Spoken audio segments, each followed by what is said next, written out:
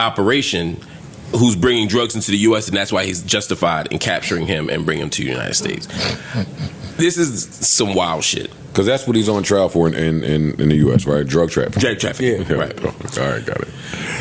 The problem with this, some crazy shit, first is, it is against international law to capture the heads of state of other countries and bring them into your courts for domestic charges.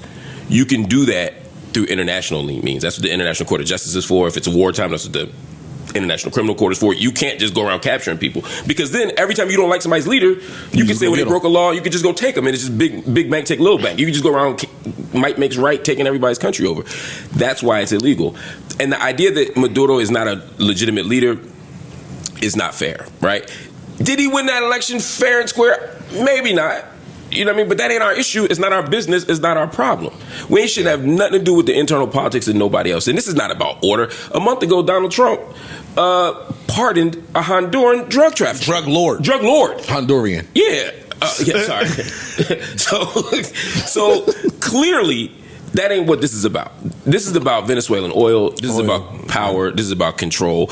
And the person that they're trumpeting as the real leader of Venezuela, Machado, she's a hardcore right-wing pro-Trumper. And that's what you're starting to see all around the world. It's all these right-wing Trumps, we call right-wing authoritarians, coming up in a whole lot of countries, from Greece to Italy to Argentina to, I mean, we're going down the list, right? And so this is part of a bigger problem we see in the world. So Trump needs to be held accountable. You know, but in the United States, we're arguing about the wrong shit. We're arguing about whether this is a war or not, whether he needed congressional authorization. Fuck congressional authorization. I'm saying we as the United States can't keep doing this shit. But the last thing I'll say is, we can't pretend that this is new. The U.S. has a long history of minding other people's business, of taking other people's leaders out, of putting in puppet governments, we just don't usually do it as blatantly as this. But if you go to Cuba, if you go to Cuba, you go to Grenada, you can look anywhere in the Middle East, you see the same shit happening. The U.S. been doing this for a very long time. So it's dangerous. So don't act like this is some Trump shit or some Republican shit. They all do it.